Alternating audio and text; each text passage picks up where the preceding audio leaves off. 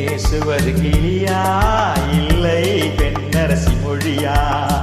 பேசுவது கிளியா இல்லை பெண்ணரசி மொழியா? கோவில் கொண்ட சிலையா கொத்து மலக்கொடியா?